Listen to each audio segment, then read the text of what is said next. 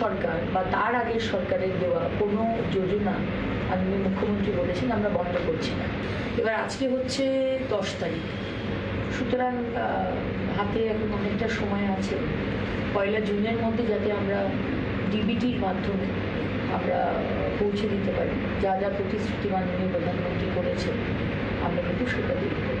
এবং আগেই বলেছি কোনো ছুটি নেই, এবং আমাদের মুখ্যমন্ত্রী বলে দিয়েছেন কথা কম কাজ বেশি।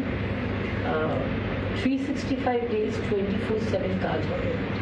আমরা অনেক পিছিয়ে আছি। বাংলার মানুষ 50 বছর কিছু পায়নি, কলকাতার মানুষ কিছু পায়নি, কিচ্ছু পায়নি। সুতরাং এত বড় একটি দপ্তর আমাকে দেওয়ার জন্য আমার শীর্ষ নেতৃত্ব এবং আমার মুখ্যমন্ত্রী আদরণীয় শুভেন্দু অধিকারী মহাশয়কে ধন্যবাদ। দিদি, যারা লক্ষ্মী ভান্ডার পেতেন তারাই কি অন্নপূর্ণা ভান্ডারে এনলিস্টেড হবেন, নাকি সেক্ষেত্রে আরো অন্য কোনো ভাবে কিছু এন্ট্রি বা কাটা হবে? না, তারাই হবেন এবং এক্সট্রা যারা পেতেন না তাদেরকেও অফকোর্স ইনক্লুসিভ করা হবে। এবং আমরা কোনো আগের সরকার বা তার আগের সরকারের দেওয়া কোনো যোজনা মাননীয় মুখ্যমন্ত্রী বলেছেন আমরা বন্ধ করছি না। সেগুলো সব চালু হবে, মানে সেগুলো সব চলতে থাকবে।